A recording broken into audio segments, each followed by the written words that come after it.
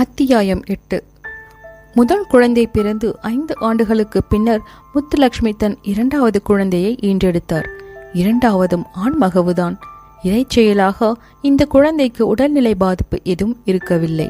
ஆனால் தாய்ப்பால் தருவது இயலாது போனதால் சற்று சோனியாகவே வளர்ந்தான் அந்த சிறுவன். இந்த 2வது பிள்ளைக்கு கிருஷ்ணமூர்த்தி என்று பெயரிட்டார்கள். இந்த காலகட்டத்தில் முத்துலட்சுமி தன் தம்பி தங்கைகள் அனைவரையும் தன்னுடன் வைத்து தன் வருமானத்தால் காப்பாற்றி வந்தார். டாக்டர் முத்துலட்சுமியின் தம்பி பெயர் ராமையா. அவர் சட்டப்படிப்பு முடித்து வழக்கறிஞராக பணிபுரிந்து வந்தார். முத்துலட்சுமிக்கு 2 தங்கைகள். முதலாவது தங்கையின் பெயர் நல்லமுத்து. முத்துலட்சுமி அளவிற்கு சுடர்விடும் அறிவு இல்லையெனினும் அவரும் புத்தி கூர்மை உடையவராக இருந்தார். பட்டப்படிப்பு முடித்து சென்னை ராணிமேரி கல்லூரியில் விரிவுரையாளராக பொறுப்பேற்றார். 2வது தங்கையின் பெயர் சுந்தரம்மாள். 24 வயது ஆகியிருந்தவர். அவருக்கு அடிக்கடி உடல்நிலை சரியில்லாமல் போய்விடும். பிரபல மருத்துவர்கள் அழைத்து வந்து பார்க்க வைத்தார்கள். இது ஒரு வகையான ஹிஸ்டீரியா என்றும் திருமணமானால் தானாகவே குணமாகிவிடும் என்றும் சொன்னார்கள். டாக்டர் முத்துலட்சுமி மாப்பிள்ளை தேட தொடங்கினார். தேடலின் முடிவில் கவிஞர் ரவீந்திரநாத் தாகூரின் மாணவரான தேவல் என்ற மராட்டிய இளைஞருக்கு சுந்தரம்மாவை திருமணம் செய்து வைத்தார்கள். ஆனால் திருமணத்திற்கு பின்னும் சுந்தரம்மாளுக்கு நலம் ஏற்படவில்லை. பிறகு தீவிரமான பரிசோதனைகள் பலவற்றிற்கு பின்னர் அவருக்கு வந்திருப்பது புற்றுநோய் என்பதை கண்டறிந்தார்கள். கல்கத்தாவில் இருந்த பிரபல நர்சிங் ஹோமிற்கு சுந்தரம்மாவை அனுப்பி சிகிச்சை செய்தார்கள். ஆனால் தாமதமாக கண்டறியப்பட்டதன் விளைவாக நோயானது கட்டுக்குள் அடங்காமல் சுந்தரம்மாவை விழுங்கிவிட்டது. 1923ஆம் ஆண்டில் அவர் இறந்துவிட்டார். தங்கையின் மீது அதிக பிரியம் வைத்திருந்த டாக்டர் முத்துலட்சுமியால் அவரது இழப்பை தாங்கவே இயலவில்லை. அந்த துக்கத்தை மறைக்க தினத்திற்கு 4 முறை மாஃபியா ஊசி போட்டுக் கொண்டதாக தகவல்கள் கூறுகின்றன. புற்றுநோய்க்கு சரியான சிகிச்சை தர சென்னையில் நல்ல மருத்துவமனை எதுவும் இல்லை என்பதை டாக்டர் முத்துலட்சுமி உணர்ந்ததும் அதை உருவாக்க வேண்டும் என்கிற எண்ணம் விதையாக அவர் மனதில் விழுந்ததும் இந்த தருணத்தில்தான். மிகச்சரியாக இந்த சந்தர்ப்பத்தில் பெண்களுக்கு வரும் நோய்கள் பற்றிய ஆராய்ச்சி கல்விக்காக டாக்டர் முத்துலட்சுமியை லண்டனுக்கு அனுப்ப இந்திய அரசு முன்வந்தது.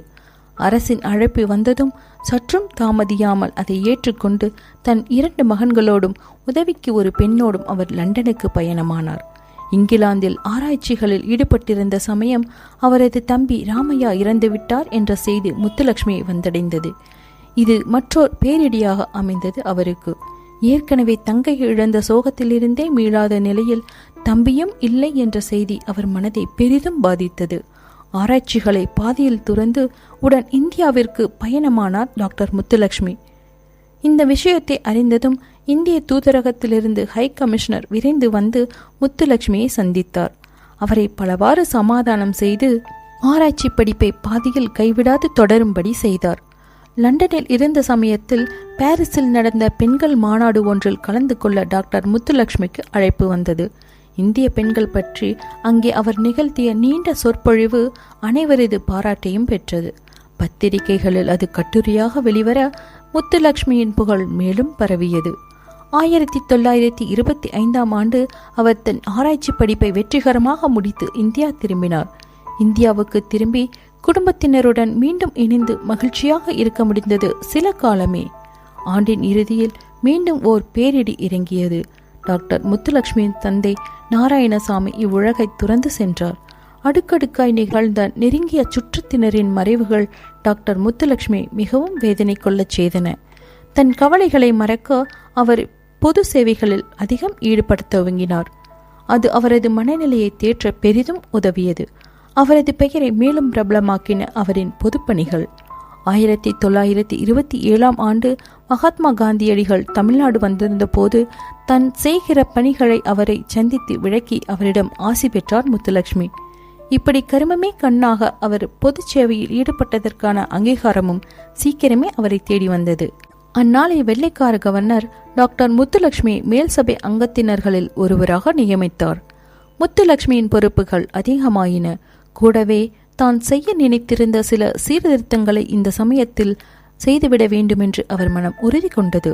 அதன்படி அவர் செய்த முதலாவதும் மிக பிரம்மாண்டமானதொரு சாதனை அவரின் பெயரை இன்றளவும் யாரும் மறக்க இயலாததாக செய்தது. அது என்ன சாதனை?